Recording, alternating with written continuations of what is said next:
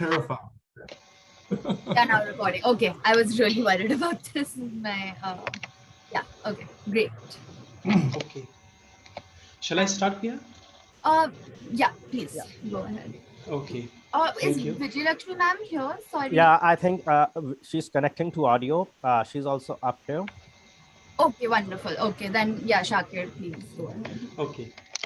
Thank you. I welcome you all to another important lecture organized by the Department of History, University of Delhi. And today's guest speaker is Dr. Luther Obrock. Uh, Dr. Luther Obrock is Assistant Professor in South Asian Religions in Department of Historical Studies, History of Religions, University of Toronto, Mississauga.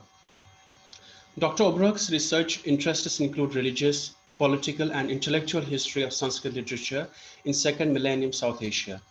His research focuses on Indic conceptions of kingship, politics, and religion in centuries surrounding the stabilization of Islamic rule in the subcontinent. He is particularly interested in the religious and social history of pre-modern Kashmir. He's also working on manuscript and epigraphical evidence for Sanskrit in India. His research is strongly supported with close collaborations with scholars in India and the rest of the world. His publications include an edited volume, Orlstein's Illustrated Raja Tarangini, published in 2013. Dr. Obrock will speak today on Kings Fall Apart, the dissolution of sovereignty, and the problem of history in Sanskrit literature. So, please, sir, you may start now. All right, well, thank you very much for inviting me. And I have to say, while my research focuses largely on Sanskrit in the second millennium, particularly on these multifarious interactions that Sanskrit literary works have with new forms of literature, polity, and society under the Sultanates, I'm going to talk about something a little bit out of my field today, something a little bit earlier, but we'll still be focused and kind of structured around Kalhana's Rajasrangani. But I should also mention that what got me thinking about this was the current work that I'm doing about Kashmir in the 16th century, particularly the Sanskrit narratives of the annexation of Kashmir by the Mughals, and thinking about the ways in which Sanskrit literary sources deal with the kind of dissolution of sovereignty in Kashmir in the 16th century. So that's kind of haunting the background of what I'm thinking about here. And we can perhaps talk about that later in question and answer or whatever. I'm more than willing to talk about everything. But let me just see if I can share my screen. And let's see if we can do this. All right. Anyway, the title is kind of cute, Kings Fall Apart, the Dissolution of Sovereignty, and the Problem of History in Sanskrit Literature. And I come to this problem through my own reading of Kalhana's Rajatarangani. And I'm particularly interested in Kalhana's views on the relation between poetry, politics, and the past. Now, I'm sure many of you are familiar with Kalhana's Rajatarangani, so I'll hopefully keep it simple, but again, if anyone has any questions, we can talk about it later. So each of the 8 books of Kalhana's Rajatarangani tend to be clustered around the rise and the fall of a particular dynasty. The books, while giving a chronology of the various kings and their notable deeds, also provide discrete units conforming to Kalhana's general moral and political outlook, that we have this kind of we have a dynasty solidifying and then it falls apart at the end. And we have this over and over again that happens, especially in the later books, with the important exception of the 8th, which we can talk about a little bit later on. Within each of these units, the Rajatarangani stresses the mutability of royal fortune and the unstoppable and unfathomable power of time. For instance, the fourth book is a carefully structured unit, beginning with the Karkota's dynasty's rise to prominence and ending with its final disappearance. Kalhana frames the story of the Karkota dynasty with 2 finely crafted verses. At the very end of the third Taranga, at the very end of the third Taranga, he writes, "And so the earth, slipping away from the line of the radiant Gonanda kings, found repose in the still more radiant family of the snake Karkota.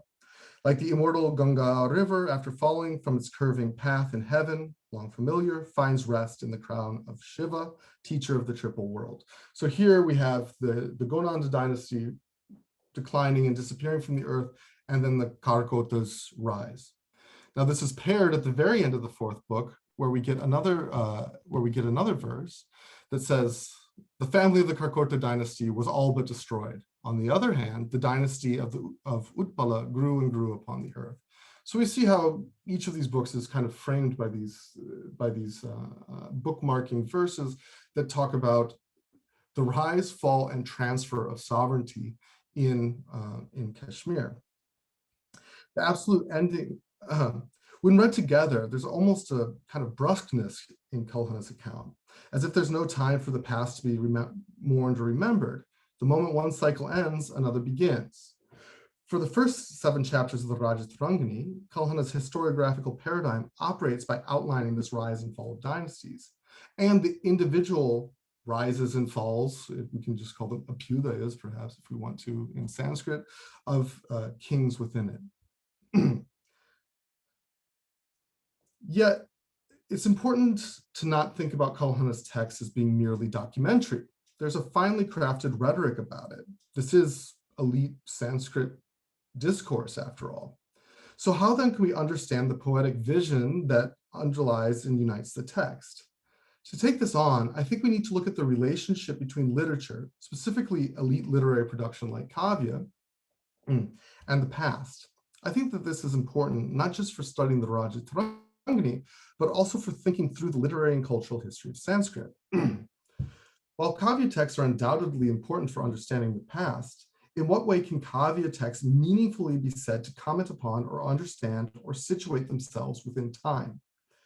I think that the problem I'm trying to get at can perhaps be best introduced by examining the terms Kavya and history as 2 powerful genre terms that seem to be ever present yet unreconciled in contemporary scholarship on the Rajatarangani, but I would go so far as to say contemporary scholarship on Sanskrit valorizing South Asia. The terms sit uneasily next to one another. Kavya is a Sanskrit term with a particular genealogy and pride of place within Sanskrit intellectual discourse, while history, for its part, is intimately related to Western disciplines and knowledges, or at least non-Sanskrit and non-Indic ones. I mean, people have no trouble talking about classical Chinese historiography, but there is a problem in Sanskrit for a variety of reasons that we can talk about. I bring this up not because I'm particularly convinced that the dichotomy I've just set up is real or useful, but rather because in the text I've spent most of my academic life pondering, Kalhana's Rajatarangani, this, and again, if I can just do a little aside, I mean, for those of you who you have options to read the Rajatarangani. Science translation, I think, is rather hard to read and very clunky and not very beautiful, but it is a monumental, splendid, beautiful, arresting, strange, wonderful, troubling, breathtaking work. But anyway, its scholarship on it is kind of caught between these terms, imprisoned by these concepts, and in many ways simultaneously over and under interpreted. While many historians, both in India and the West, see the Rajatarangani as the exception to the rule, the one example of true history ever to erupt from the Sanskrit literature's ahistorical miasma, still others claim that thinking about the Rajatarangani as history is importing false expectations on the text, and it should be seen in the categories of the literary ecology in which it evolved. That is to say, Kavya. And I actually find both of these viewpoints valid in many ways, but I think that they both kind of miss the point. And in that way, the more precocious among us might ask, there are lots of sorts of history. What kind could the Rajatarangani be? Further, there are many sorts of Kavya. With which type does the Rajatarangani seem to share the most commonalities? Excuse me. Such a line of questioning could lead to many interesting insights and should be followed. Although I do think there's a real danger that the strangeness and majesty of the Rajatharangani becomes occluded by definitional blinders. I think when it comes to Kalhana's text, we need to shift the question slightly. Rather than asking, what is the Rajatharangani? We might ask, what does the Rajatharangani do? What does it do with its literary heritage? What is it doing in the world? What is it trying to tell and say with its contents? Does the Rajatharangani have something to say about the past and its relevance to the text's contemporary world? I think so. Does the text use rhetoric that draws upon the tools of elite Sanskrit, or should I say kavya literary representations in all of its richness and evocative power? Again, I think so. So the task becomes to investigate and understand the rhetoric of the past in Kalhana's text and try to situate this in a particular genealogy of ideas, concepts, and tropes within the Sanskrit literary tradition itself. Excuse me. To do this, I think we need to return to basics, the two key ingredients of the Rajatharangani, and I guess, oh, sorry. The two most essential ingredients of Sanskrit literary production, from lineage lists to the epics, and of course the epics form the basis of much kavya literature, is kings and time. So this topic is not without precedent in the literature of Sanskritic South Asia.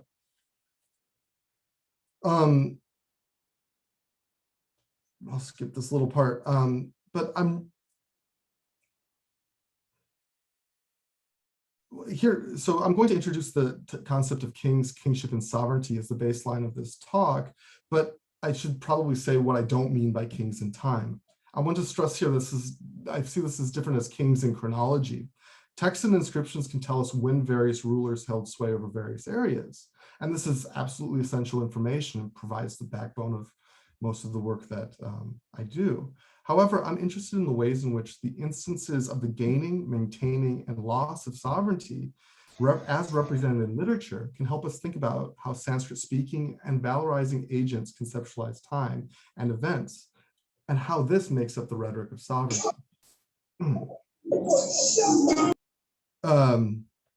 So, of course, this is ever present. These questions are ever present in Sanskrit literature. We might even say it is the important topic in Sanskrit.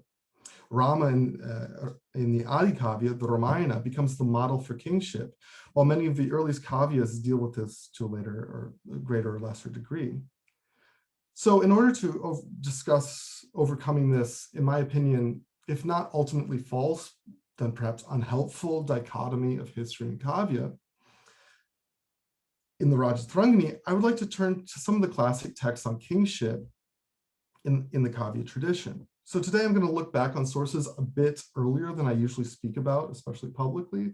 So I hope you'll indulge in a little speculation on my part. I personally find it much easier to talk about Sanskrit history in the second millennium. The evidentiary landscape is far richer. We simply have more texts, manuscripts, and material artifacts. Persian and vernacular sources also provide important perspectives on issues discussed in Sanskrit work, yet the terrain of Sanskrit literary production in the first millennium is also varied and dynamic. And I think it's more varied and more dynamic than many of the current theorizations allow. So anyway, much theorization is centered around the construction of kingship, how it is built, articulated, integrated, and explained. However, I think the most interesting moments to think with or through or even against kavya literature is in the description of the ends of kingship. And here I mean end in both of its English senses, both the goal and the termination. While much Sanskrit literature works to construct an ideal king, the moment after which that ideal has been reached becomes fraught with difficulties. I think this is because so much time is made making kingship constitutive that once it becomes fully realized, it cannot become either fully stable or describable in any sort of real sense, in that it becomes completely idealized and separated from the world of events, action, and agency. Further, the experience from experience, everyone knows that nothing is permanent. And, sorry to sound a bit Bauda here, but it's true. None of these dynasties last forever, even as we know from the Ramayana, does Ram Raja. For the remainder of this talk, I'm going to focus on these ends of sovereignty. And I think with this focus, we can begin to see how Sanskrit using and valorizing agents conceptualize time events. And this might get us to something we might call a historical imagination, or at least a path towards that. So thinking about the end of sovereignty in classical or first millennium Sanskrit literature is difficult, mainly because the rhetoric of kingship is so colored by a denial of time, change, particularity, and event. On this point, I'm sorry, by the way, I'm a Sanskritist, so I have to put up, some Sanskrit on the screen. I sometimes masquerade as being a historian, and I'm talking to a bunch of historians today, but really, I'm just a Sanskrit student at heart. So here's a verse that I love. It's a kind of wonderfully over-the-top praise poem dedicated to King Harsha of Kashmir, who we'll return to later, entitled the Rajendra Karnapura, written by one Shambhu Kavi. When speaking of our king, our poet writes, and if you'll excuse this, but I think it's important to hear a little bit of how this would sound. Vyapta vyomalate murganka davale nirdauta dimandale deva tvadyashasi prashanta tamasi praude jagat prayasi kaila santi mahibrata panabrata sheshanti patodaya kshirodanti suraduvanti karino hamsanti punskokilaha. I love this verse, and I could talk about this verse kind of ad nauseum. So if you'll just excuse me for just a moment to kind of go through the structure of this verse and why I think it's so important. It's divided into two halves. The first half is a locative absolute that tells you when something happens. It's a temporal. And the second half tells you what happens when certain conditions are fulfilled. And it's addressed directly to the king, Deva. So, O Deva, when Twad Yashasi, when your fame, when your yashas, which is Vyapta Vyomalate, which pervades the horizons, which is Mriganka Davale, which is pure and white and shining like the moon, Nirdauta Dim Mandale, which purifies the circle of the directions, and which Prashanta Tamasi, which in which darkness is quelled, and which is Jagat Prayasi, which is beloved of the world, when it is fully formed, prauda, this is the key word. So when your fame reaches its apex, so basically when you've reached total sovereignty, kaila santi mahibrta. So now we get this whole thing that I absolutely love. Mountains act like Mount Kailasa. So all the real mountains in the world become Mount Kailasa. All snakes become Sheshanaga. All Panabrita Sheshanti. All snakes become Sheshanaga. All ponds become the ocean of milk. All elephants become the elephants of the gods, and all cuckoo birds become hamsas. So basically in this verse, we see that there's a kind of reality distortion field that surrounds the king. All objects, no matter their mundane status. I'm sorry, did I translate? Oh, good. Sorry, I translated this for you. I forgot if I had or not. All objects, no matter their mundane or real status, are filtered through the radiance of the king. They become part of a superlative and hyperbolic vision. And interestingly enough, the process entails the burning off of all discriminating qualities of the king. His personality and activity take place on a superhuman, almost mythical plane. The expression of ruling in such an imagination tries to free itself from particulars in order to take part in this ahistoric space of sovereignty. This verse then, once the yashas is fully matured, he's kind of removed from the real world of representation. Everything becomes this kind of idealized vision. Excuse me. Now, Sheldon Pollock's body of scholarship has provided a nuanced and productive vocabulary for us to think through the contours of poetry and its relationship to pre-modern Sanskrit polity. And I say polity here advisedly. Sorry. Oh, and I say polity here advisedly because it's not so much a place, i.e. India or South Asia or whatever. Rather, it is a particular social and political formation that's ordered by Sanskrit literature. The Sanskrit cosmopolis thus is a constitutive, and this is the, I think, key word here, the constitutive ideological order. While using different terminology and with a different end, Ronald Inden's work also holds that the imperial formation in South Asia through the articulation of social and political ideals is centered around a perfect symmetry of God and the king.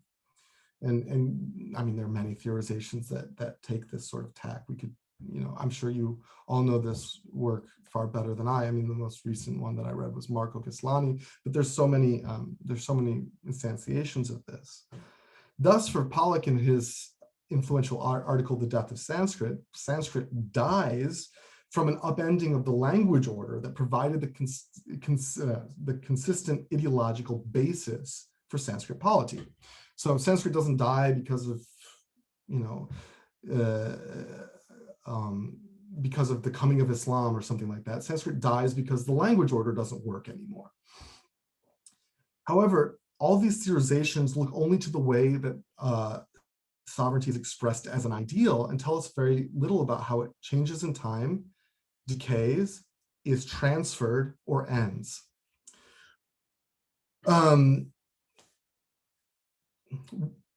Now, this I think is, slightly curious because I don't think anyone is immune from the idea that kings do not survive, even if kingship itself survives. We all know that time destroys kings, lineages, and dynasties.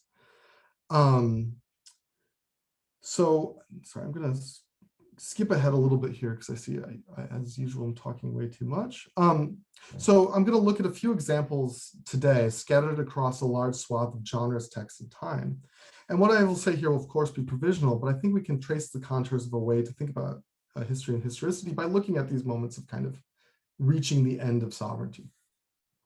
Now, let me give one other brief example here. And this is another verse which perhaps Mercy will remember. We taught this in the epigraphy seminar this summer. It's a verse that is found throughout the Rashtrakuta copperplate corpus, describing the ascendance of Rashtrakuta in terms of the downfall of the Chalukyas. They're put together in one verse. I was going to, I'll read a little bit of it out loud just so you can see, hopefully, some of the point of it. Paksha cheda bayashita, Paksha cheda bayashita kila maha bubrit kula brajitad durlangyada pararaneka vimala brajishnur ratnanvitat yaschalukya kuladanuna vivuda vratashayo varidehe lakshmi mandara vatsalidla machirad akrishtavam vallabaha. So again, it's in the same meter that we just saw up above. So it's taking part in this sort of even kind of metrical world. This is, of course, the Shardula Vikridita meter, which you find throughout praise poems and epigraphical praises, prashastis of kings. And the language itself is in many ways very similar. This is a very complex verse, and I'm sorry, I hate to critique a Sanskrit verse. I don't think it's nearly as beautifully well written as Shambhu Kavi's, but it's very interesting anyway.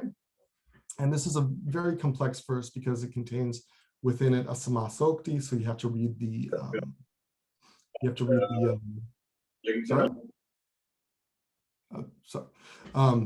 by the way, if people have questions or something, please interrupt me. But sometimes I hear things and kind of lose my train of thought for a second. So you have to read this verse twice in order to get the comparison that's being made here.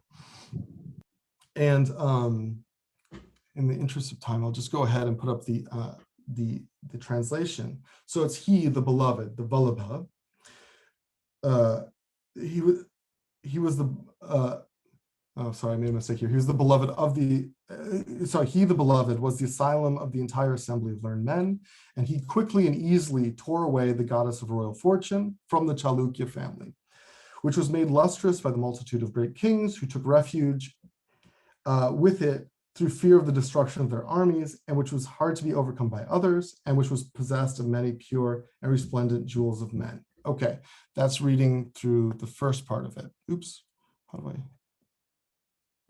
That's reading through the first part of it. Now, the interesting thing here is that actually, even though we're describing the Rashtrakutas, the first two lines are all about how great the Chalukyas are. And we read it this way. And then we have to read it through again. And it says, so he, this Vallabha, tore away, and Vallabha here means the Rashtrakuta king. He tore away the Lakshmi, so sovereignty basically, from the Chalukyas, just as the mountain Mandara, which was the asylum of the entire assembly of the gods, quickly extracted the goddess Lakshmi from the ocean. And then now we have to read this all again, going with the ocean, which was made lustrous by the multitude of mountains, which had taken refuge in it through fear of having their wings cut off, and which was hard to be crossed, and which was possessed of many pure and resplendent jewels. Okay, so this is the kind of kavya stuff that I love and I love to look at. It's very complex and dense, but hopefully this translation of this text makes sense. If not, we can go back over it later on. So it's written in the same style and the same meter as Shambhukavi, yet there's a really interesting, I think, other layer here, which is that it's talking about the Chalukyas, how great they are, and then how the Rashtrakuta king overcame them and took their place. And I think the key to this is the word Vallabha. And I'm sure many of you already know, Vallabha was a title taken first, to my knowledge, by the Chalukya kings, would use the term Vallabha to refer to themselves. And now the Rashtrakutas are calling themselves Vallabha. So not only did they steal Lakshmi, they actually became them. They took on their titles and became this new sort of power.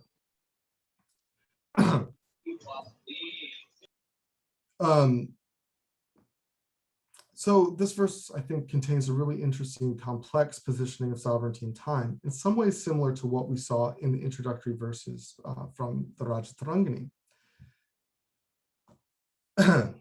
So well, I see that I've already taken up way too much time, so I'm going to quickly move on to some other ends of kingship. I want to start by looking at the seminal text on kingship, that is the Ramayana, but specifically the Uttarakhanda, the seventh and last book of the text. I'll then move on to Kalidasa's classic kavya, the Raghuvamsha, and finally then return with a discussion and some examples from Kalhana's Rajatarangani. Excuse me. By the way, this is my problem when I get started talking about Sanskrit literature. I just go on forever. So please, Shalin, if I talk too much, just cut off my camera or mute me or something like that. Okay. So now on to the Ramayana. The Ramayana has been held up as the model text for kingship and rule in South Asia and beyond for centuries. However, I find one of the most interesting things to note is that Rama in the epic, however, is not king, at least not consecrated king, until the very end, the very last parts of the epic. And actually, what's really interesting to me is the Uttarakhanda, which seems to be the product of a certain sort of unsolvable problem. How can we actually talk about fully realized kingship? And how can one be a perfect ruler and active in the world simultaneously? Now, I'm drawing off of my advisor at Berkeley's work, his insightful readings of the Uttarakhanda here. But what's really interesting to me is that basically only Rama, he listens to a lot of stories about Ravana, etc., and a lot of contextualization, but there's really only two acts that take place in the Uttarakhanda. And these are, of course, two of Rama's, the infamous acts of Rama, the banishment of Sita and the killing of Shambhuka. These are the two activities that Rama performs, both of which are trying to uphold a certain sort of moral order or whatever that underlies his kingdom. Now, the interesting thing, though, otherwise, is that when Rama achieves final sovereignty in the epic, all action essentially ceases. His 10,000, or well, perhaps 11,000, depending on where you read and who you ask, rule is essentially without incident. There's no reason for him even to act. And actually, my favorite part of the Uttarakanda, if I may engage in a little storytelling, is when he's just sitting in his throne room waiting for something to do. And he sends out Lakshmana to basically look for problems for him to solve. And it ends up Lakshmana just doesn't have any problems for him to solve. Until finally, I don't know, my favorite part of the Uttarakanda, it ends up there's a property dispute between an owl and Gridra. What's a Gridra? Vulture. And basically, like, he has like this whole property dispute between these two birds, two inauspicious birds, like, because he's just looking for something to do. And with a perfect ruler in place, society functions perfectly, at least in this imagining Swayameva as it seems. Now, this, I think, is really, I don't know, something interesting, and perhaps others have written or thought about this, but this idea that the king can't, a king that's, sorry? Oh, anyway, was there a question or something, or? No, sorry, someone's microphone was on. Okay, sorry, I just keep on hearing things. Yeah, no, that's been happening a lot. Okay, yeah, sorry. Sorry, Yeah, so I just lose my train of thought a little bit, but if people have questions, do let me know. Oh yeah. So there's a certain problem, I think, in Sanskrit epics, which is, or in Sanskrit literary culture, is that the king actually can't really do anything. And if we look at Sanskrit literature, for instance, the dramas or even the Mahakavyas, the kings do very little. And this was a big problem for people who were first reading things like that, for especially European scholars who were first reading the Shakuntala or the Uttara Ramacharita, because Rama doesn't do anything. Dushyanta doesn't do anything in these texts. Rather, there's almost a denial of action on the part of the king. And in these events, dramas kind of work out Swayameva. And actually, I'm just thinking of something now. In Bhairavi's Kirat Arjuniya, I think it's the second chapter, there's this debate between Draupadi and Bhima on one side and Yudhishthira on the other side about what they should do. And basically, Bhima and Draupadi are saying, we should go out, we should do something, we should do activities. And Yudhishthira's answer is, Sahasa vidaditana kriyam avivekaha paramapadam padam vrunutehi varmishikarinam gunalubdaha swayameva sampadaha. And the key part of this verse is gunalubdaha swayameva sampadaha. Somebody who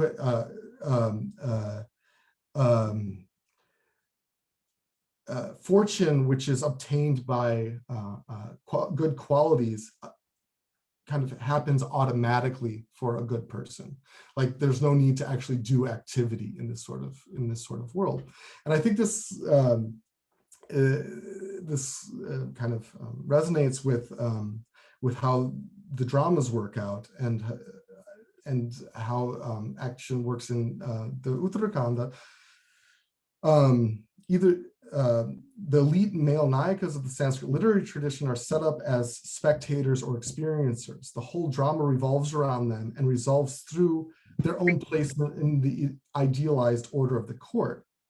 I know if we have more questions about this, we can talk about it later on, about the Shakuntala or the Uttara Ramacharita. Ideologically, I think this springs from the same sort of hesitation about kingship and sovereignty that forms the strangeness and difficulty of the Uttarakanda, of the Ramayana, like what is actually the end of sovereignty? How does it actually work out? And you end with this very strange and difficult to comprehend. I think difficult to kind of conceptualized book, at least in our own source, in what has been written about the Uttarakhanda before. And of course, this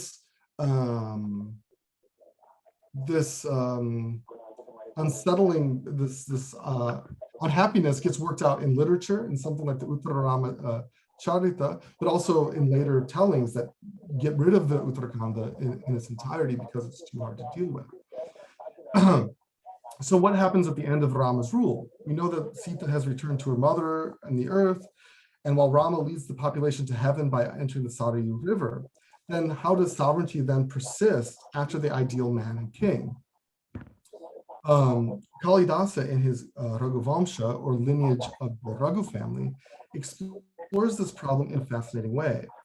This important kavya extends the story of Rama from his forefathers, most importantly Dilipa, Aja, Raghu, and continues the story far after Rama's departure from the earth.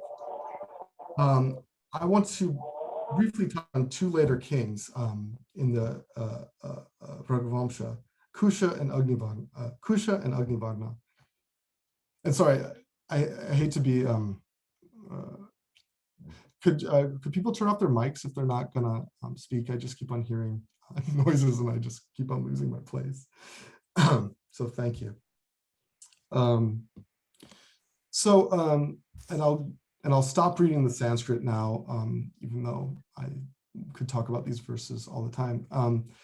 In the 16th chapter of the Raghuvamsha, we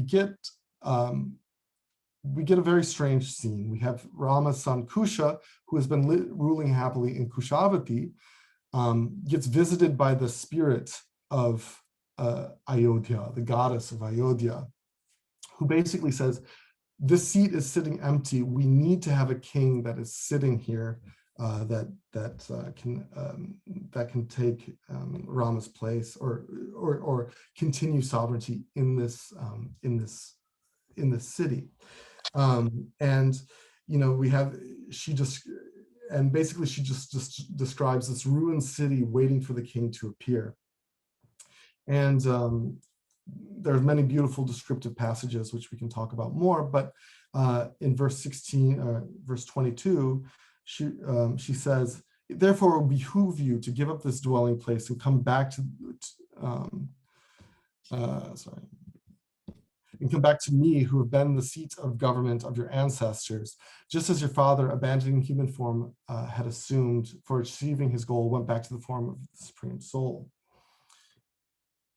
And then after that, Kusha, the foremost hero of the Raghu family, had rites performed for rituals such as the entering of the city, the pacification of negative forces, and the offering of animal sacrifices by religiously observant experts on building, and then entered the city wherein palatial houses were renewed and very rich temples with installed idols are erected.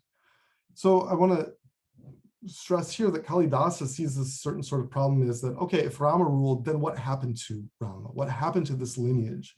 Where did it go? Why doesn't it exist anymore? Where does this sort of sovereignty lie?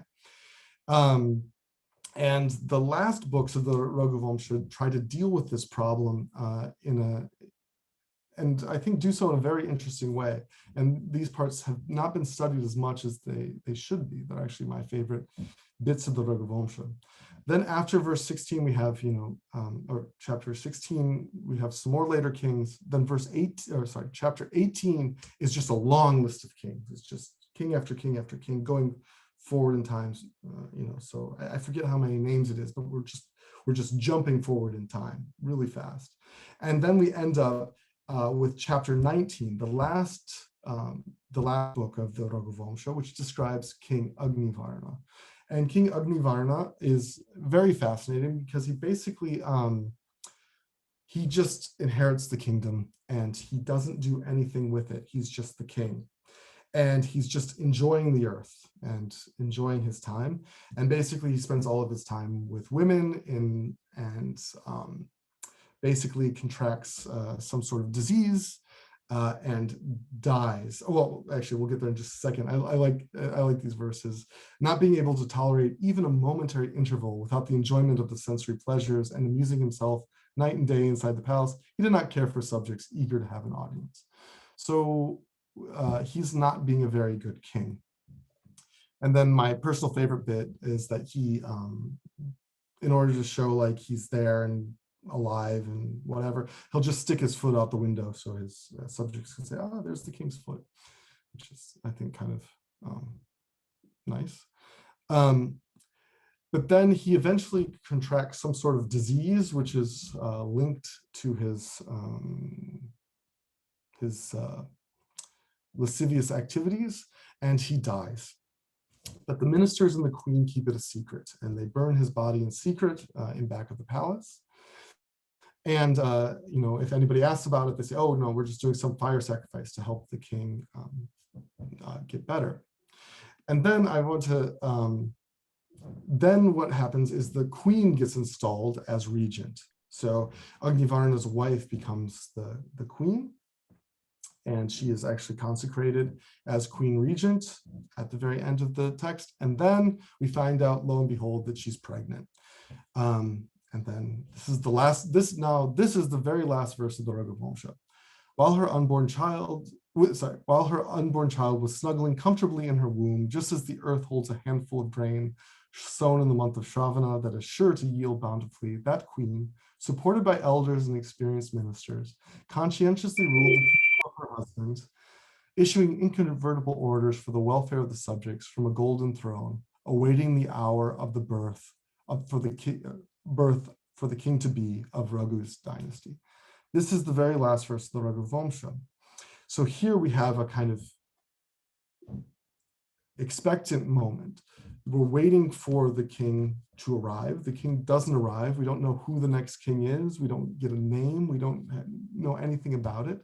And the ministers and the queen regent are now the holders of power who are acting instead of this bad king, or at least this very ineffectual king that had just died of some sort of terrible affliction.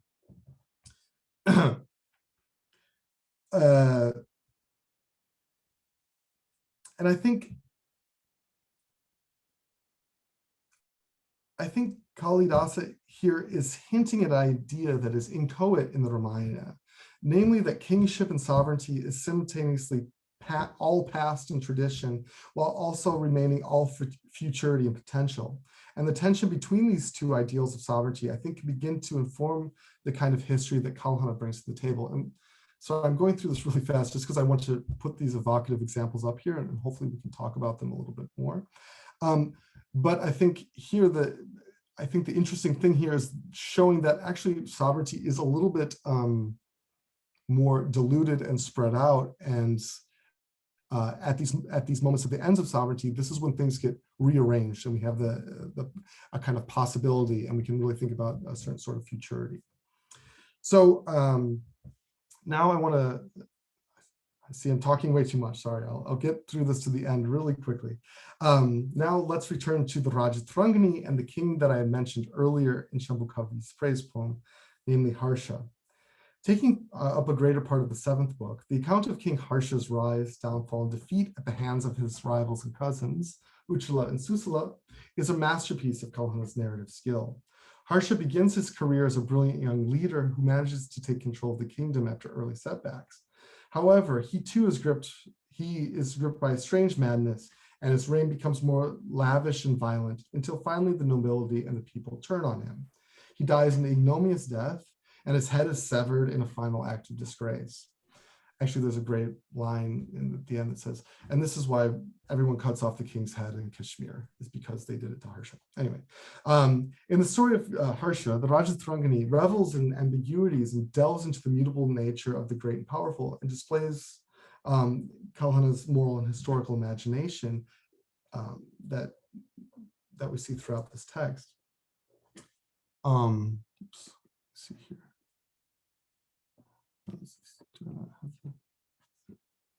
Oh, sorry. Oh, I forgot to.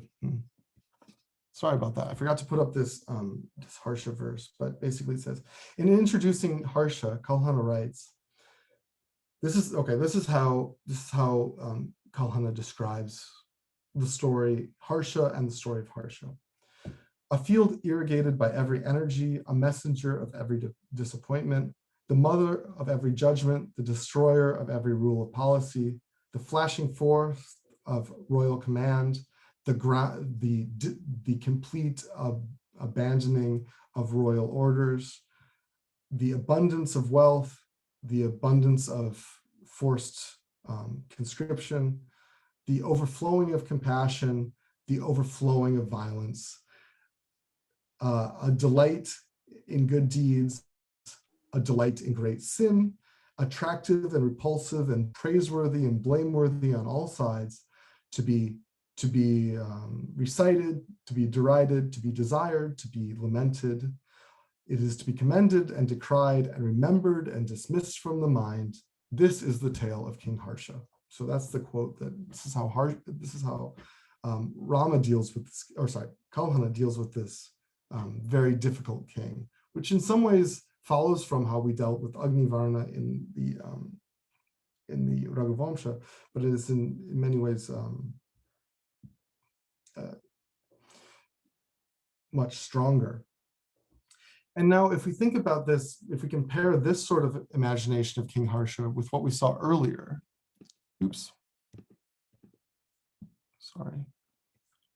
which we saw earlier in Shambhukavi. Here's what Kalahana writes about Harsha. It's almost a parody of royal panegyric Prashasti poems. Kalahana writes, surely he must have been created by particles of fiery brilliance alone. For how else could he have been so difficult to behold in his great splendor? They're even great people. Sorry? So we see a surprising shift in the language surrounding kingship in the Rajatharangani. While Shambhu delights in taking poetic tropes to their most exaggerated degree, Kalhana infuses them with a new life by turning the excess of eulogistic vocabulary back on itself. In both Shambhu and Kalhana, Harsha is brilliant and shining, but instead of pushing this brilliance towards an ever more ornate and stylized hyperbole, Kalhana pointedly reminds the reader that one cannot stare directly at the sun, that the king's brilliance is also a dangerous thing, that the brighter one shines, the more dangerous he is. The reign of Harsha saw the flourishing of court life and the introduction of new ideas and fashions in Kashmir, yet it also ushered in a violence and a civil war. Kalhana's poem uses panegyric norms against panegyric expectations. In this way, Kalhana is both deeply conversant with and highly wary of the excesses of poetic language. This shows Kalhana's deeply ambivalent relationship towards the language of kingship, reflected in his ambivalence towards poetic language. And I see that I'm probably over time now, so I'm going to just, I don't know, what should we end up with on the Rajatharangani? Okay, we'll end up here. So I'm going to skip over a few things, but throughout his text, he takes many opportunities to address the audience of his work, foregrounding his meditations on kingship, poetry, and the construction of the past. In one of my personal favorite asides, Kalhana writes, what reckoning or story should be made in regard to children, idiots, or the like? The great, for their part, never have thoughts singly focused. For hearing of the gambling match and the dragging of the Panchala princess, Draupadi, by the hair, their anger is greater towards the sons of Dhritarashtra than towards the Pandavas. However, when they hear of the drinking of the blood of the Kurus and the crushing of the head of the broken-thighed Duryodhana, one sees a hatred on their part towards the Pandavas. No one can truly know the cause and effect of events except for one present in their midst. How could there not be a difference of feeling from time to time, even on the part of an uninvolved onlooker?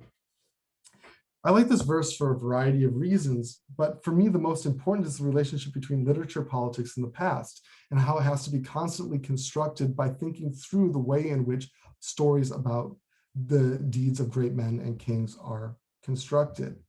And for me, I think this is what we have to look at, how to disentangle them, or at least understand the genealogy of this sort of rhetoric.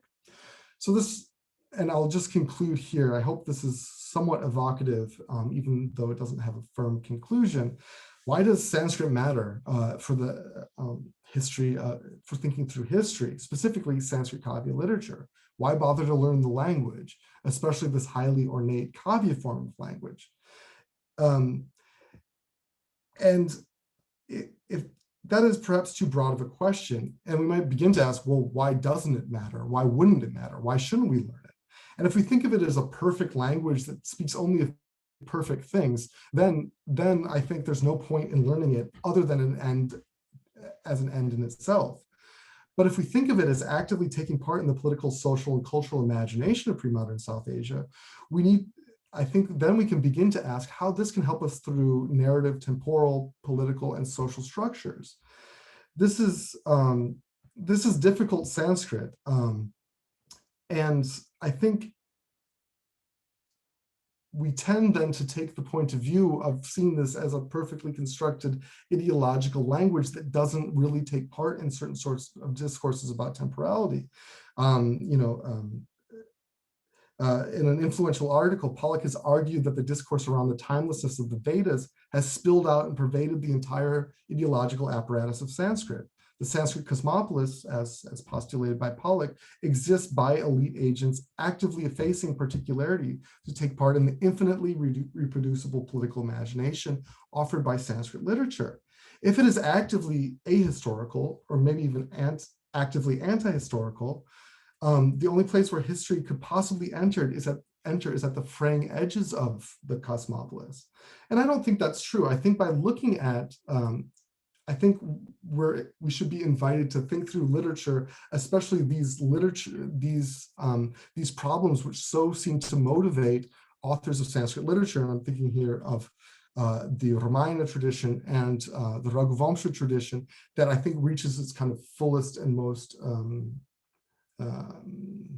compelling form in the Rajatrangani. I think we can perhaps trace discursive strategies of kings in time by focusing not on the idealized construction of kingship, but by focusing on the ends that I laid out earlier.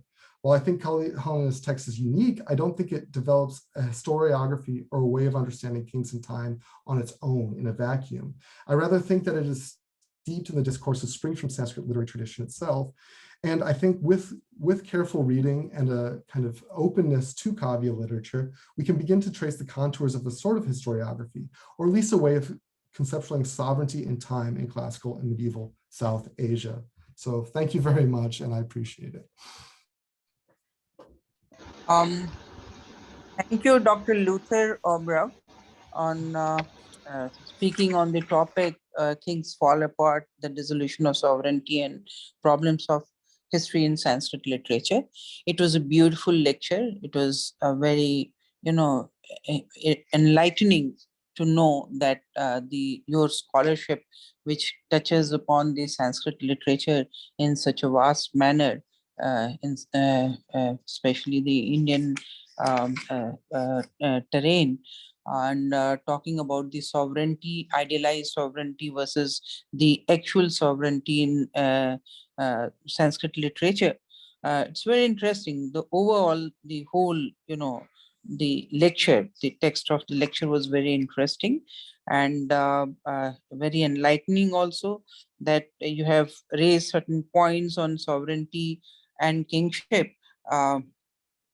In terms of, talking about, people claiming that Sanskrit literature or text is generally ahistorical and there's much of political imagination, there's idealized construction of kingship, but you have tried to, trying to base your theories upon these idealized constructions. You've tried to prove the certain highlights or certain points about the sovereignty of the kings in the various regions, especially focusing on your work on Raj Tarangini in Kashmir, which is, which abounds mounting description of matters, men and manners, even the campaigns and expeditions, invasions and confrontations, which are geographically described in rich details about the topography, terrain, without jeopardizing the literary experiences. So here also, I mean, you have tried to focus on the theories of, though there are problems with the theories of sovereignty, but you have tried to focus on this. So overall, I mean, we appreciate your lecture, and I would request the students to ask certain questions if they have, so that they get more enriched with your talk. Thank you. And again, I actually look much more forward to talking to students than uh, uh, giving or talking myself. So please, any questions you might have. Nice. Mercy has a question, sir. Mercy, will you please go ahead? Professor Yeah. Obrock, can you hear me? Yeah. Yeah, I just had a very quick question, also an observation regarding the issue of kingship in Kavyas. There is a certain sense of duality when it comes to discussing the idea of kingship. A lot of it is seen when kings are faced with a certain crisis. So let's say the question of Unmatta Rama, or let's say the question in the Uttara Ramcharit or in the Uttarakanda, or for that matter other characters. So I was just wondering if you could talk about how this kind of conflict within the individual and this conflict within the idea of kingship plays out in the Kavyas.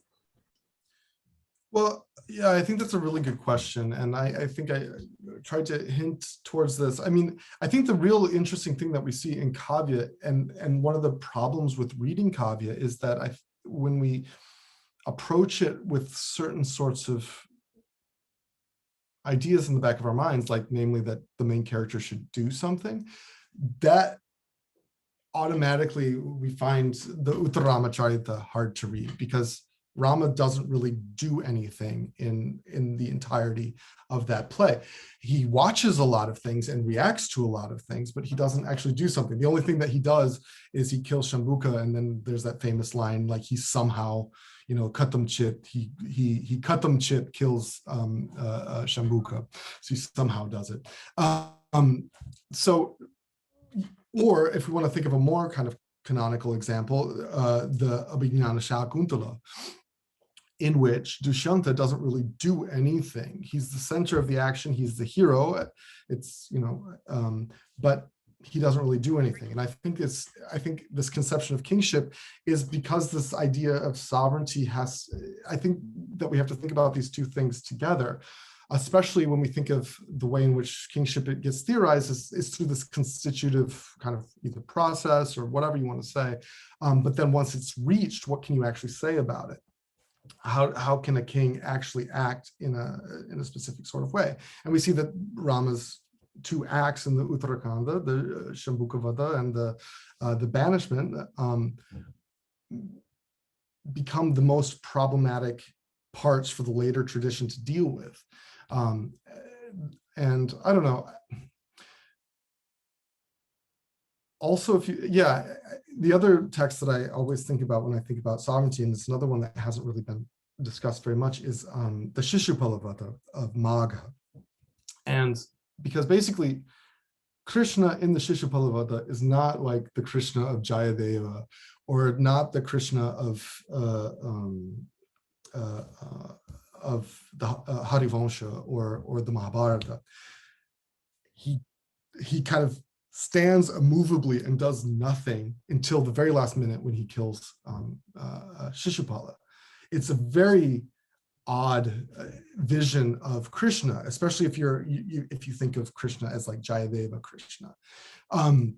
So I think, anyway, I feel like I'm not giving you a good answer, but I think all of these things tie together. So sovereignty, masculinity, kingship, Nayaka, all these things come together to form a specific sort of vision of the kind of idealized king, the idealized man. And what becomes hard then for the tradition is the very fact that kings don't always make it, that there are new dynasties, there's new kings kings die, kings new dispensations come into place, and then the texts have to do a little bit of discursive work. So then, like what we had in that Chalukya verse, where the Chalukyas are great kings, and then the royal splendor gets taken away, and we layer these things on top of each other. We take the titles, how does all of this kind of work out and play it out? And I think these are the kind of places where we can look to kind of think through these issues. Sorry, that's not a very good answer, but hopefully. If I can follow that up, Shakir, can I ask a follow-up question? Yes, go ahead, Mercy, go ahead. Yeah. So I was just thinking in terms of the history of emotions, because that's what I work with. So the king and his personal emotions as compared to his sentiments as a king as his responsibility as king. How does that play out in kingship then?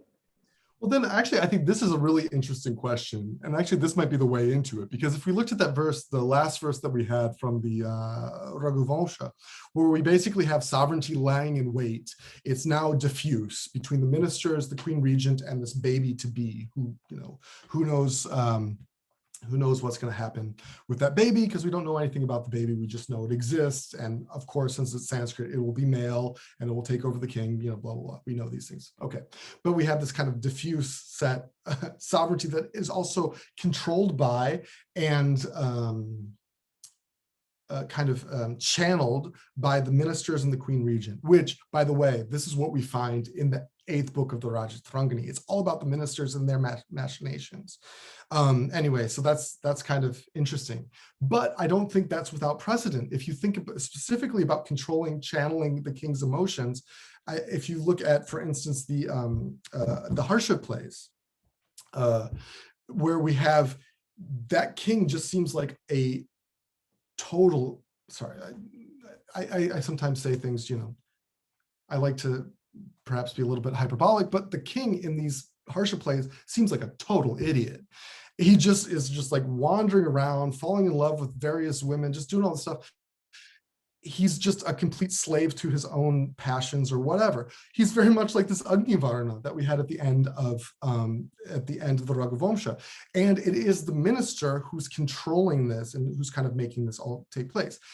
Interestingly enough, you get this throughout this kind of Sanskrit literary tradition. Another text that I'm mildly obsessed with is the Navasahasanka Devacharita by Padma Gupta, in which the Paramara king goes to the underworld and marries a snake princess. So we can say, like, that's not historically true. Okay, that's fair. He probably didn't go to the underworld and marry a snake princess, even though he's a real king. Okay. And then other people have tried to read it as an allegory, like, oh, the snake princess is really, somebody from wherever, Or is it really about just how court culture works itself out? Is that what it's about? And could we see this from not as being representational or allegorical, but rather this seems to be the kind of stuff that people in the court really liked and like to deal with. And sorry, let me give one further example, then I promise I'll shut up, is another play that I absolutely love is the Veni Samhara, where the Mahabharata war basically is an argument in the Antapura between women. And that's how it all plays out. And the hero is Duryodhana trying to deal with his wife, and Draupadi and his wife, like, insulted Draupadi's hairdresser, and then like all this thing kind of like, so like the way in which conflict is seen to work out and get played out. I actually think that a history of emotions sort of perspective would be really interesting. However, I would also say you have to be very careful, because this kind of affective language of Sanskrit is so difficult to get a hand on, especially when it's both over theorized by like Rasa theory and the commentators that are interested in Rasa theory, and also under theorized in terms of what that actually would mean kind of in terms of a history of emotions, or emotions as it is, like, because is Anubhava emotion? I'm not entirely sure. But anyway, sorry, that's a kind of long answer to that, but hopefully. Yeah, just a quick, comment before somebody else asks the question. I think for kingship, it's very important to also look at especially if you're looking at it from through kavyas, I think it's very important to look at the secondary characters as well.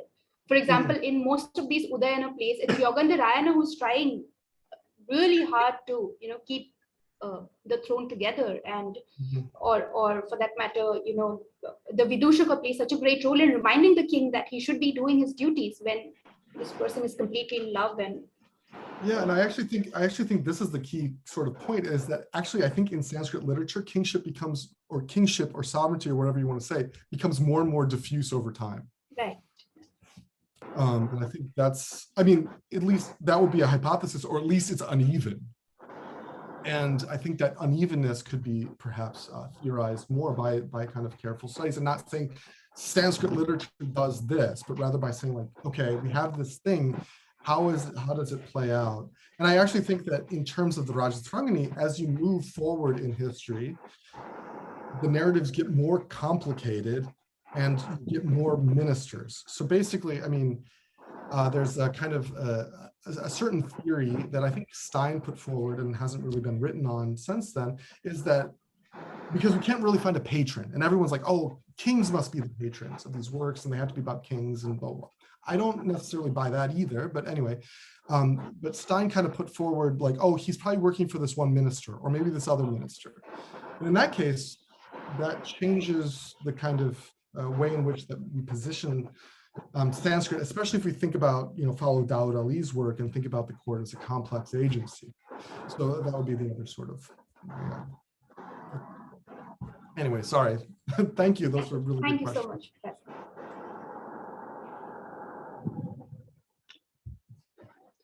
Yeah, Muzammil has a question. Can you, Muzammil, are you here? Can you please go ahead?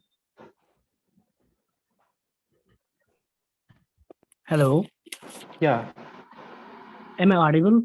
yeah, you are on. So my question is, what historiographical shifts do we see in Shrivara's project, especially regarding the emotional effect of Santa Rasa?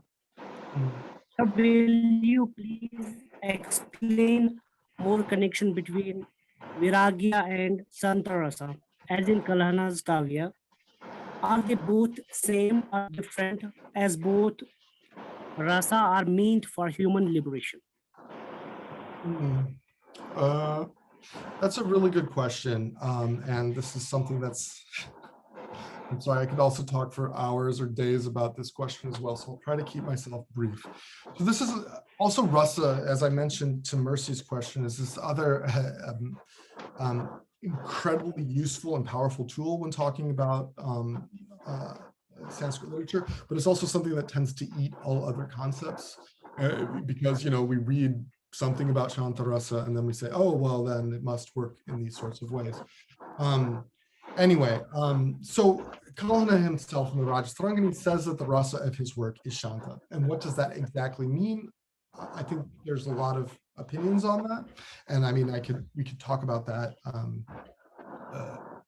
ad nauseum here, but and I can lay that out for you if you'd like. But then as it moves forward in time, Shrivara himself is inheriting Kalhana's conceptual schemes, no doubt.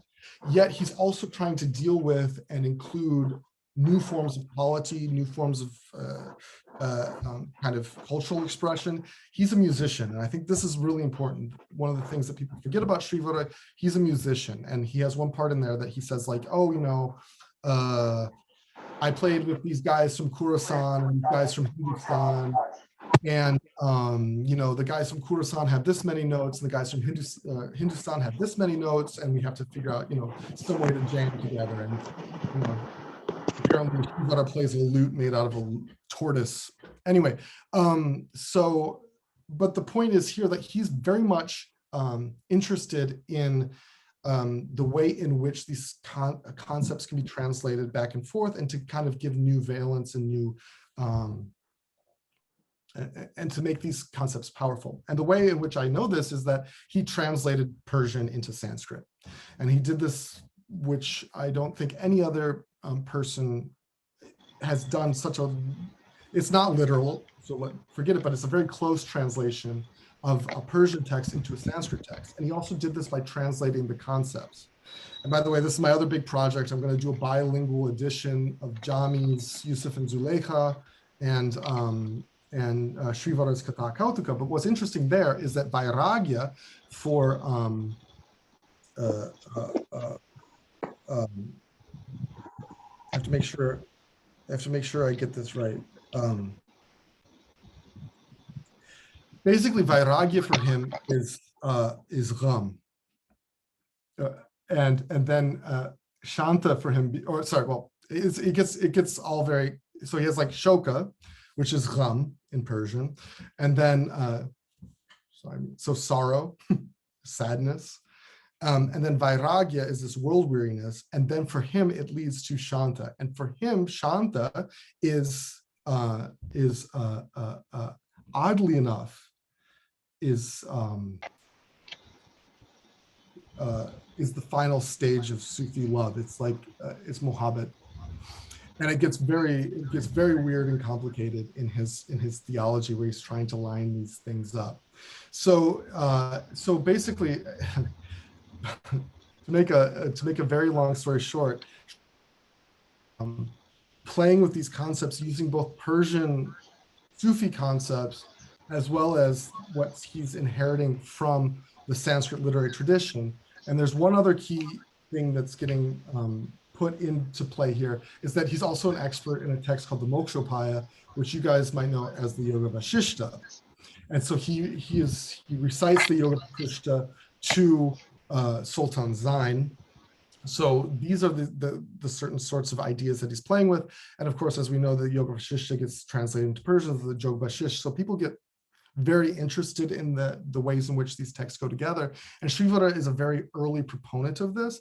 So for him, he is layering concepts. And I don't want to say like, oh, he's following the Persian way of doing things. Or I don't want to say, oh, he's following what Kalhana does, or what people say about classical Rasa theory. He's actually using these terms in a very dynamic way to navigate his new sort of place in the Sultanate world. Anyway, sorry, I talked too much. I know there's other questions. Thank you very much, sir. This was very enlightening. Before I go ahead with I have two queries. I have a lot of queries, but Muzammil, do you want to ask anything? No, sir. Someone asked, actually, Aditi has a question. Can we take that?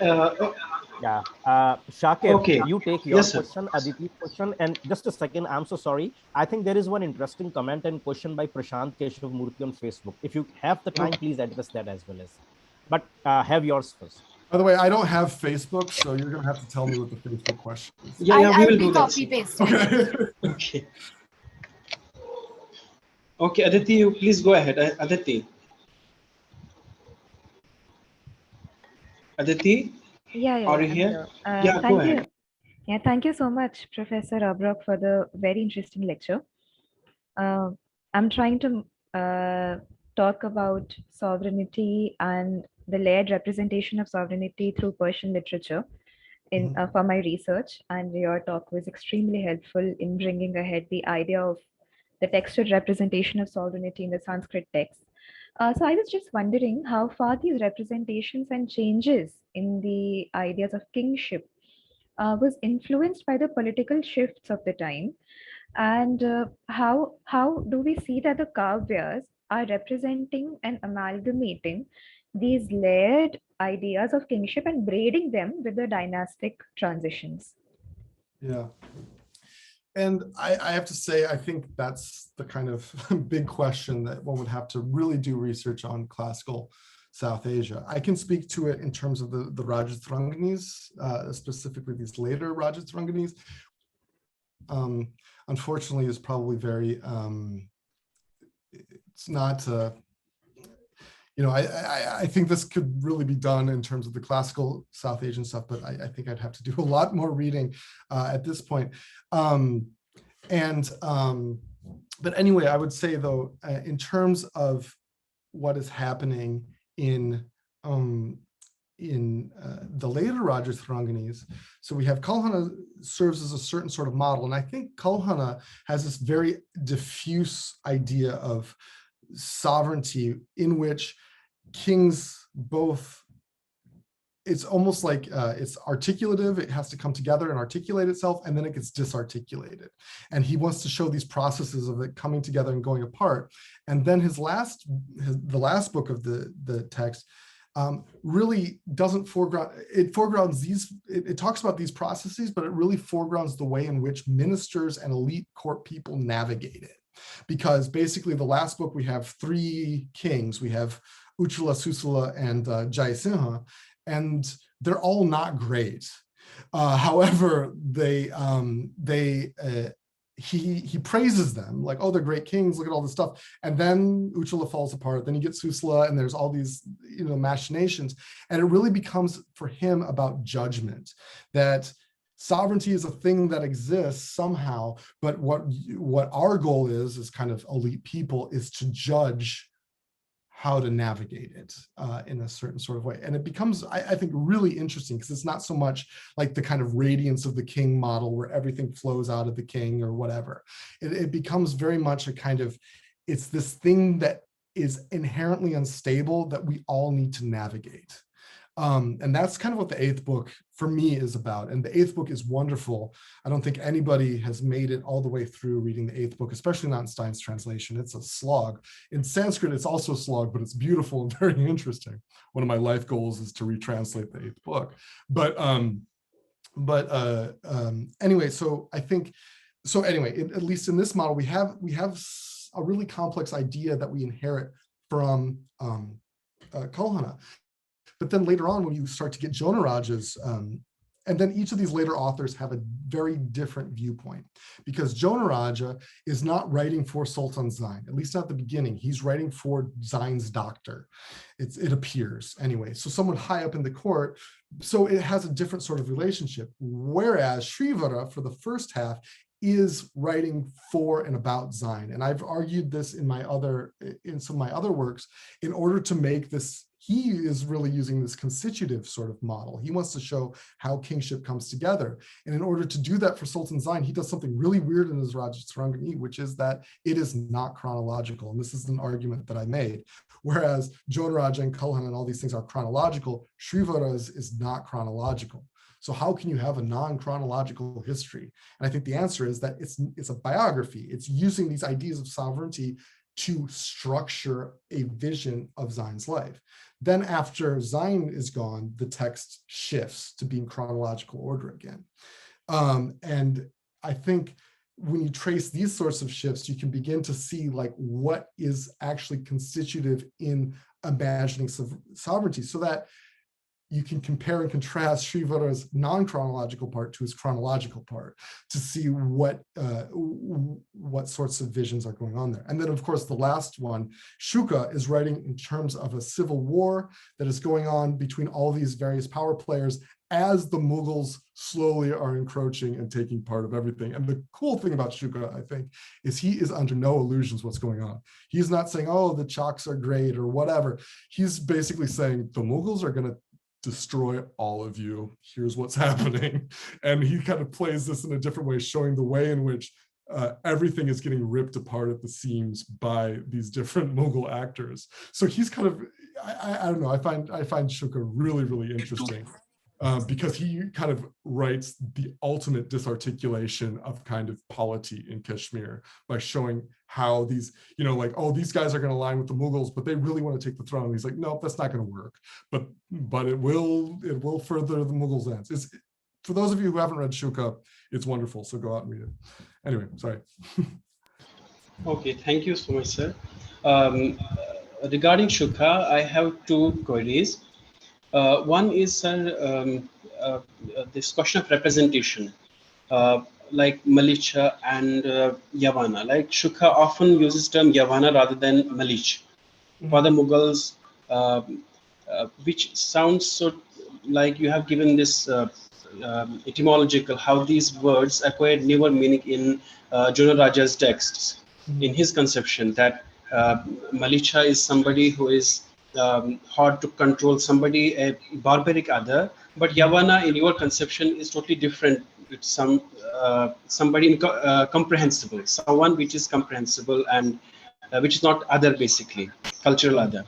So Shukha used this term, but in my reading of Shri Vara's text, he offer, is it only for the kings or for the general public, like general masses, Muslims, this term Yavana? Because he often uses this term Malish for the common masses, but when he refers to the kings, he uses Yavana term, which is, sounds so positive. So, second query related to this one is that these texts were translated during Mughals. Mughals took a lot of interest. In Abul Fazl's understanding of this text, he was very sharp-minded, that he selected from this Shri Vara's text one important verse in which the kingship of Kashmir was imagined as a like Pontorvis's two bodies, king's two bodies. He then says political sovereignty and devotional sovereignty. In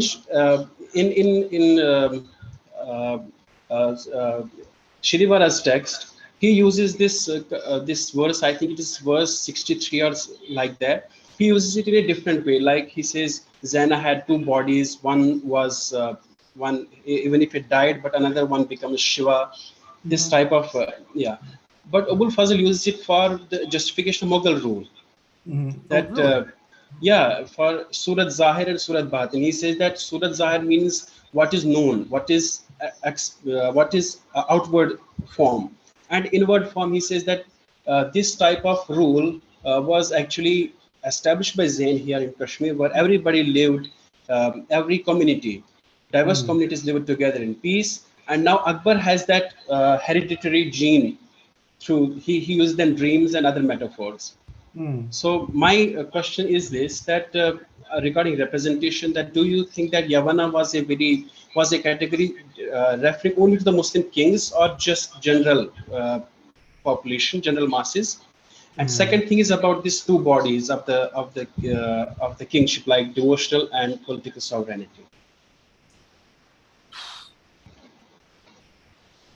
Yeah, those are two really good questions. First of all, you'll have to send me that citation for Abul Fazl. That's really interesting. So please. Yeah, sir, I'll send it. So first of all, in terms of the terminology that's used, that's a good question. It'd be good to, I don't want to say anything for sure, because I think there's, like talking about these terms, I think there's maybe some slippage, especially between authors, and I don't know. I mean, I don't really remember Srivara saying Mlechta.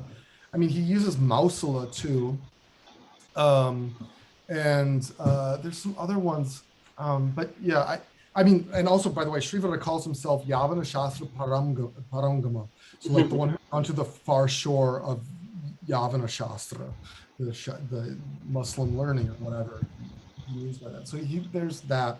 And he also does some other really weird things. Like he talks about a language in his text, and he calls it Deshi. And Deshi, okay, it's from the Desh, so it should be some sort of Kashmiri, but it seems to also maybe be Persian. So there's all these categories that are difficult to think about. Now, in terms of Mlecha and like thinking about common people and masses, I don't know. And I have to say, like that, I think you'd have to do a really careful reading and write out every single instance where it happens. I mean, what's really interesting to me, I think, though, is that the quote unquote, well, not actually for his text, the bad Muslims, especially Jonah Raja, the ones who, say, the ones who, do bad things or whatever. He always gives their Prakrit or Sanskrit names. He never gives their Islamic names, which I think is really funny. So I forget it. Oh man, I think it's Saifuddin is his Muslim name. Yes, sir. Yeah. They call him they call him Bata Suha in the text. He's Bata Suha. They want to make sure he's Bata Suha. And he's like this bad guy who does all this stuff and whatever. But they don't use his Muslim name. So there's a lot of strange politics that go on between this, but it doesn't quite I don't quite know how to line all these things up, but I think So, these are really Muslim name was Saifuddin, and then they used the word Sahabhatta for him. Yeah. yeah, and also for another, there's Adam Khan, who was Zain's eldest son. Srivara is sure to call him Adama, which means lowest, because he's not the one who makes it. So Adama Khan, the lowest Khan. But then, and also, I don't know, there's all these really interesting things that go on there. There's, of course, I'm sure you know about the discourse about graveyards, where Srivara is like, oh, the Muslims, they have some really strange ideas. Like graveyards is a really stupid idea, and he just goes on about it. But then other things he's like completely, fine with. So it seems like the cultural and religious politics there, I think it's because, my point is like, it's not another. It's not like, oh, we don't know what a Muslim is. Like, it seems like this time period, especially for Srivara, it's not like they're encountering another. This is an already intertwined court culture that has been going through processes, both peaceful, violent, whatever, for centuries by this point.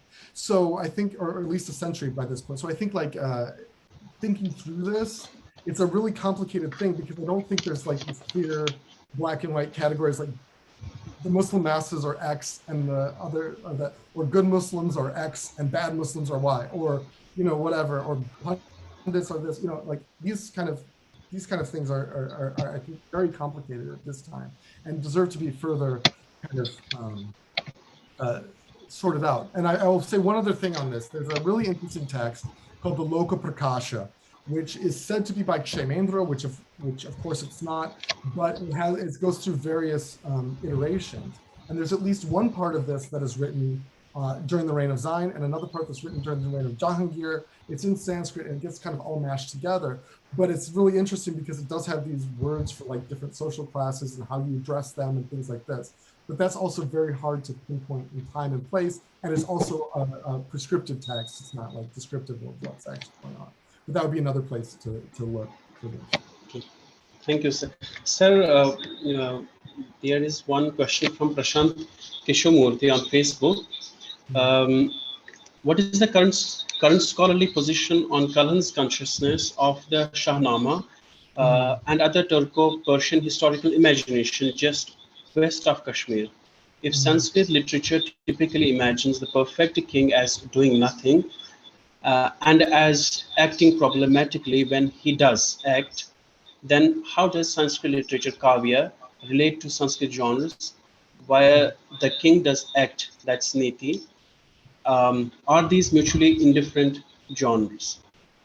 Well, I would say to the last question, that's a really good question, because there is this whole niti genre, but I would also say that the niti genre is not a descriptive thing trying to show kings. It's rather this kind of more this different sort of genre that's about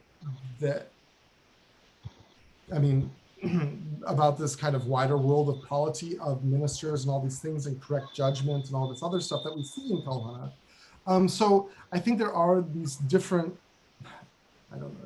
representational strategies at work, both in literature that wants to show kings like as a certain sort of self-contained unit, and also this niti work, which I actually really like.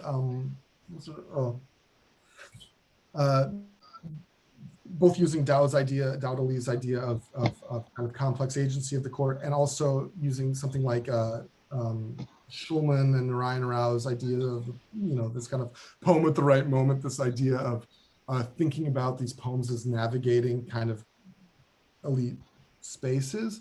So I think in terms of genre, I think there are some really interesting and productive differences that are going on here, and it's not, and I think, I'm sorry, this is a very unsatisfactory answer, but I think these are the kinds of things that could be definitely put together fruitfully. In terms of the other part of the question, I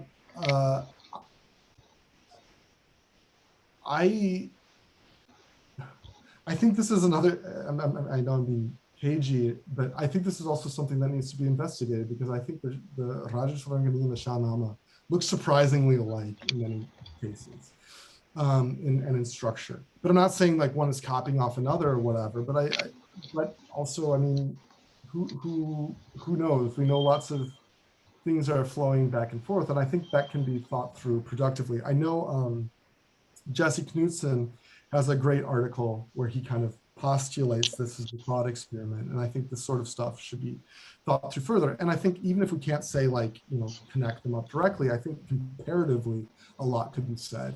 It doesn't necessarily have to be like a, you know, connection sort of thing, but also thinking about the Rajatrangani comparatively with the Shahnama, I think would be very productive. Thank you so much, sir. Santosh sir has a question. Santosh sir, will you please go ahead? Thank you so much, Professor Obrock, for this interesting talk. Really interesting, and though I don't belong to this specialization, but just wanted to ask that throughout the text, this is typical of Sanskrit literary style, there is lot of symbolism. Does not it make more difficult to deconstruct the intention of the author? That too is a problem of historian. That symbolism, lot of symbolism for the text you cited could be interpreted by someone differently. And this is happening. In fact, in case of India, now there is a polarization regarding Raj Tarangini. So how you will respond? That symbolism makes task of historian more difficult. Thank you very much. In a certain way, I guess my one answer to this might be that maybe we don't think about it as symbolism. We think of it as tropes that do things in specific contexts and are used and deployed in specific contexts. So, for instance, in the verse that I cited from the Rashtrakuta grants, the trope there is one of the churning of the ocean of milk. And the churning of the ocean of milk becomes one of the most important ways to think through and conceptualize sovereignty, power, change, these sorts of things, is through this idea of churning.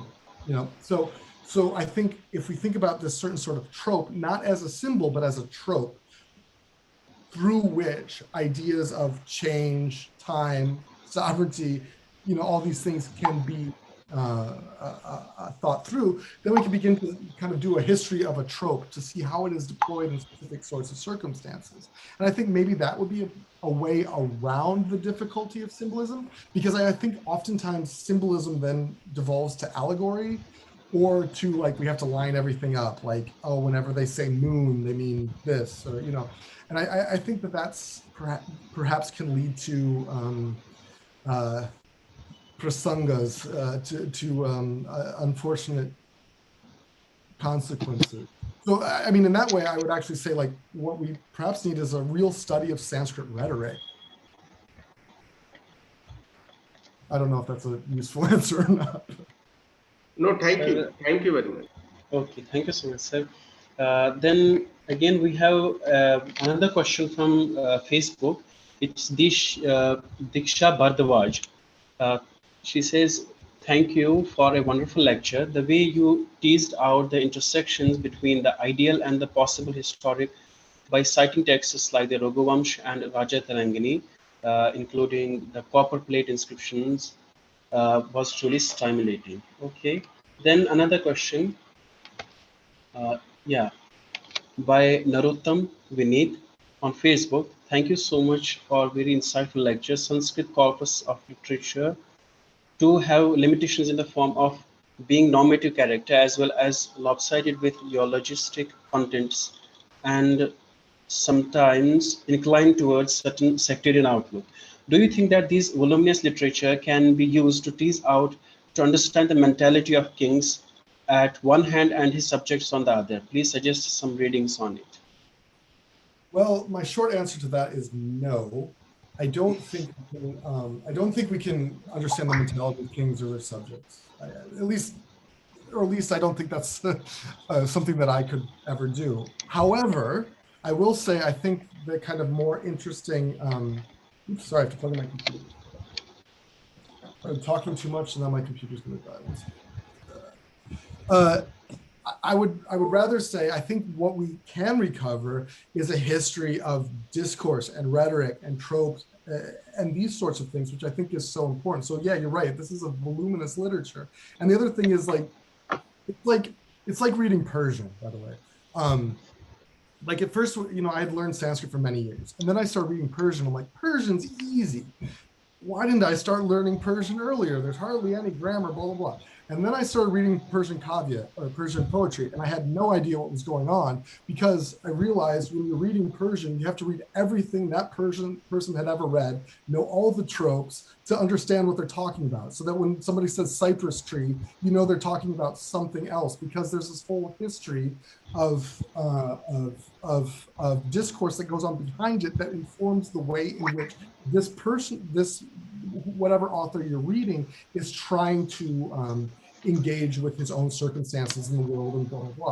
And I think that sort of approach, that actually really woke me up to studying Sanskrit in a similar sort of way to understand like the churning of the ocean of milk, right? That this is a trope that gets deployed in specific contexts to do specific things. And I think paying careful attention to these sorts of things can help us understand the rhetoric and discourse of kingship, even if it can't give us insight into what the king was actually thinking. And while perhaps that's not nearly close enough, especially not close enough to, quote unquote, the people or the subjects, which is of course always, very hard to get to from using any sort of Sanskrit sources. But I do think, though, that this can be a productive way forward in understanding at least a kind of a cultural history. So, I think, yeah, this sort of careful work, the hard thing, though, is it takes somebody who can do epigraphy and somebody who can do kavya. And you have to read a lot of epigraphy and you have to read a lot of kavya, and that's, I have to say, a lot of hard work. So I hope one of you here today will take up that task. Thank you very much. Shalin sir has a question. Sir, will you go ahead, please, quickly? Shakir, I won't raise my question now. I think, Luther, we have already taken a lot of time Yes, of sir. yours. It was an excellent discussion that nearly went for an hour's time. It was really excellent. Great. I have some query, but that I will mail it to you and we can talk later on about that. Please do. I could talk about this all day. So, and also, yeah, that's great. And any students who'd like to email me or talk, just let me know. Thank you, sir. Thank you very much. In fact, so we are really grateful. Luther. Yes, sir. Shakir, please go ahead. Okay, sir. Thank you very much. We are really grateful that you joined us today for a wonderful talk. It was really, really wonderful talk for all of us, very illuminating, particularly your ideas about sovereignty. You took us basically beyond Ronald Indian's ideas about omens, hierarchies. It was really interesting. Personally, I liked it. And I think same is true with the rest of the audience. And I think we should leave it here. And Pia, please. Right, well, thank you so much. Thank you. Thank you so much, sir.